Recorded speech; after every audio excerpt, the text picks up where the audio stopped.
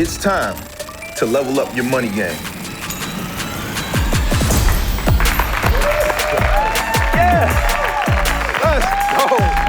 Let's go! Y'all look good, as usual. How y'all doing? Listen, y'all ready? Yeah! Let's do this. Would you believe me if I told you that the majority of the money you earned over your entire life will be signed away with a few signatures in a single transaction? That one purchase could make or break your entire financial future.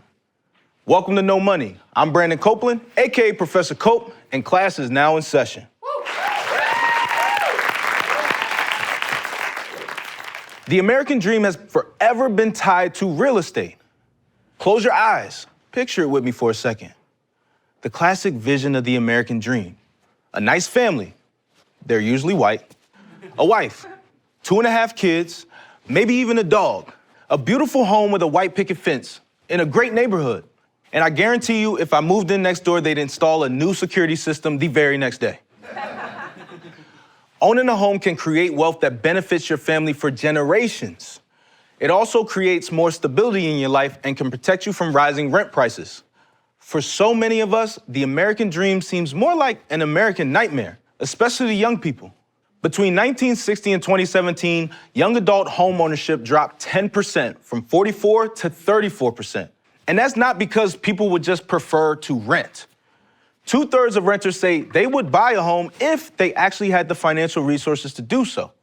So look, buying a home may seem impossible, but it's not. If you're smart about your money, set attainable goals, and follow your game plan, it's very possible that you can live your own version of the American dream. That said, buying a home is incredibly complicated, and it's likely going to be the biggest financial decision of your life. So, no pressure. Fortunately, you've come to the right place. If you want to buy a home, you're likely going to need to take out a specific type of loan called a mortgage. And if you want a mortgage, you're going to need to have good credit. So, what is credit? We hear about it all the time, but what does it actually mean? Let's say my man up here in the front row asks me to borrow $20. He's a little short on cash right now, and hey, he knows I got a few bucks, so I'm willing to lend it to him. But first, I gotta interview his neighbors about his character. If his neighbors like him, tell me he's a good person, and reassures me that I'm actually gonna get my $20 back, then hey, the cash is his. If not, then, oh man, I left my wallet at home, I got you tomorrow, and I'm never seeing you again in my life. That's credit. It's basically your entire financial resume represented in a 3-digit number. Asking your neighbors about your character and integrity may seem like a lot for $20, but that's actually how it used to work. That's how bankers in the 1700s would determine whether they could make a loan to an individual or not. Imagine how much pressure you'd feel to be good and nice to your neighbors if you knew your ability to borrow money was on the line. If you wanted to, you could really mess with that neighbor who plays their music too loud, or who always lets their dog take a dump on your lawn and never picks it up, or who keeps parking in front of your driveway. I told you to move your car. Actually, now that I think about it, maybe we should bring the system back. In 1841, merchant Lewis Tappan evolved credit by systemizing the opinions of others into summarized reports. These were then distributed into massive ledgers in New York City. But these reports were subjective and included gender, class, and racial bias. It wasn't until 1864 when Lewis's mercantile agency finalized a simpler, more objective alphanumeric system that will be used for the foreseeable future. It took many experiments over time to simplify and remove as much bias as possible. But fast forward to the 21st century, and we now have this 3-digit number that encapsulates our entire financial identity called a credit score. Simply put, this is your entire financial resume in the form of a 3-digit number. Your credit score is one of the most important numbers in your life. But do people even know their credit score? We sent No Money correspondent Austin Hankwitz out to the streets of Nashville to find out. Wait, so how old are you guys? I'm 21. 21, 22? 23. Got it. So do you know your credit score? It's like 720. It's pretty good? Yeah. No. No, 732, mother. Do you have a credit score? Probably. Do you know what it is? No. I don't have a credit card, but I'm gonna say 750 because I know it's a good score. That is a good score. Do you want to take a guess? Not really. I have no clue, man. No idea? Not gonna lie to you, man. Oh, sounds good. All right. Hey, thanks, man. Thanks, but do you know your credit score? It's okay. I don't know, but it's good. Almost 800 points. But I'm not giving you my information. 732. 788. 790. 740 right now. 7 something. 749. 690. Okay, we're getting there. What's your credit score? I have no idea. I totally have 2 cards and know what my credit score is. But that's none of your business. I have 2 credit cards and I have no idea. Over 780. That is very high. You should be proud of that. Thank you, I am. There are 5 main factors that determine your credit score. So, it's time for a crash course. The first factor is your payment history. This one's simple enough. Do you pay your debts back? Do you pay them back on time? Because if you had trouble paying someone else back, why would you have an easier time paying me back? Why would I loan you money? The next factor is credit utilization. You're given a certain amount of credit, but how much of it are you actually using? Imagine you loan someone $100, and the very next day, you found out they spent every single dollar of it? That would set off some red flags, right? Like, damn, you really needed all that money, huh? If you spend every single dollar you're allowed to spend, that's gonna send a bad signal to the financial institutions. It's like when you like a girl. You can't be texting her, hitting her up on Instagram, Snapchatting her, liking all her pics at once, emailing her, standing outside her home, waiting until she pulls up. That just makes you look desperate. And it seems kind of illegal. You gotta play this more smooth. Text her every now and then, but make sure she has some space. We gotta keep the same mentality with our credit. Don't hit the max amount on your credit cards just because you can. Give her and your credit some breathing room. Give them some space. The third factor is your credit history length. Who do you trust more, babies or adults? I hope you said adults, because financial institutions feel the same way. They respect the OGs with their credit, and they definitely don't respect adults who act like babies. I think about acting like a baby every day. For me, it's a big part of my life. It's something you can go to bed doing. I like to have a bottle each night when I go to bed, and gotta have my pacifier.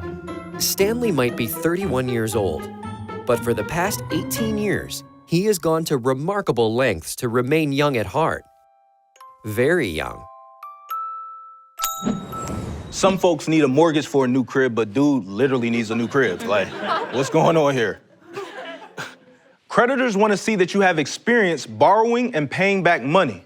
If you're new to the money game, it's hard to tell what you're going to do if I loan you a bag. Credit history length includes the age of your oldest credit account, the age of your newest credit account, and the average age of all of your accounts. The longer your positive credit history, the higher your credit score will be. The fourth factor is having a proper mix of credit. Let's say you invite me to a Super Bowl party. First, I'm salty because I'm not actually playing in the game. So I'm taking my anger out on your snack table. And when I walk up to that table, I better not just see some dry-ass pretzels. I want to see a wide variety of foods. Nachos, chicken wings, blue cheese only, chips with the dip. I'm like the credit bureaus, and those snacks are your different lines of credit. They don't want to see that you just have one credit card. That ain't impressive. They want some variety. They want to see that you can handle different types of loans. Maybe multiple credit cards, maybe a student loan, a car loan, maybe even throw a mortgage in there.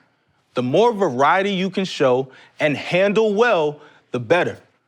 And our final factor is new credit. There's 2 elements to this. When you close up a line of credit, your score takes a hit. And that makes sense based on what we just talked about with your credit history length. All of a sudden, the average length of your credit accounts and therefore your credit history is now lower. But here's the tricky part. Your score is hurt almost every time you apply for new credit too, or even ask what your credit score is. These are called soft and hard inquiries. Too many inquiries into your credit score indicates risk. And unfortunately, your score will get docked as a result. That's like asking your girl if she's mad at you. And then she gets even more mad because you had to ask that. She expects you to be a mind reader, dog. You know this. And so do credit bureaus. Having bad credit can be debilitating. Having a bad credit score means your monthly payments on your house are going to be higher than they have to be. If you want to make that big purchase, it's essential to make sure your credit is as strong as it possibly can be to make sure that the monthly payment is as low as possible. Buying a house is a complicated journey with many steps, and I would love to walk you through every step of the process, but unfortunately, I don't have the time to do that. We only had a studio rented for so long, and literally they're about to kick us out pretty soon. So, for the final details, especially in your market, you can't rely on your favorite NFL player who just moonlights as a professor. You'll need to find a realtor, and make sure they're a good one too. You should approach finding a realtor with that same mentality that you use for finding your soulmate. Don't settle. Find the right person. They're out there, I promise you. And don't just settle for the realtor with the flashiest commercial either.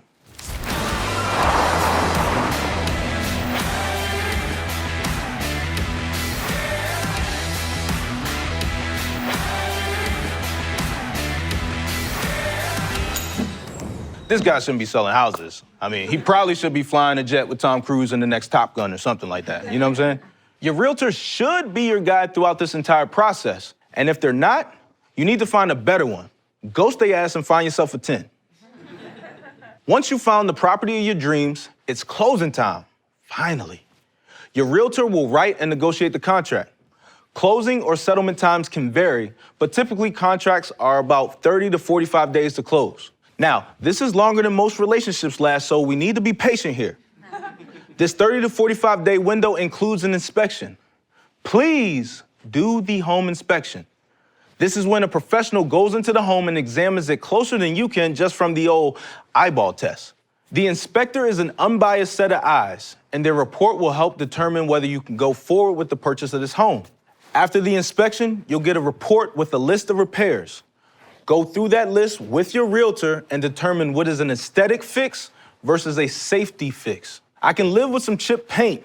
I have a harder time living under a roof that's about to collapse on me and my family. At that point, you have a chance to negotiate some of the repairs with the seller. There's a few options here. The seller may fix some of the problems, reduce the purchase price, or give you credit to complete the repairs. Remember, this is a negotiation. The seller has every right to say no, and you have every right to walk away from the property. But if you do have the seller complete repairs for you, I recommend you ask for proof that the fixes were completed by a licensed professional. You don't want the new HVAC unit installed by the seller's cousin who watched the whole HVAC tutorial on YouTube the night before. Once the negotiations and repairs have been completed, you can schedule the final walkthrough and your settlement date. Today's guest is a retired pro skateboarder, financial content creator, and co-founder of Commune Capital. Give it up for my friend, Mikey Taylor. Get it, baby. How you doing? Good to see you. Man, first and foremost, how you doing? I'm doing good, thank you. Good? I hear congratulations are in order. We are sitting with a city council member, Mikey Taylor, right now. Let's give it up for that. Yeah, thank you. Yes. Thank you. Yes, that's what I'm talking about, man. Yeah. You have an amazing platform. A lot of people with platform, they use it for themselves, but you take the time to educate. Why? Why is that important to you? Well, it actually didn't start off that way. I was originally a pro skateboarder. So the beginning stages of building my platform was just posting me skateboarding, right? Every single day, me skateboarding.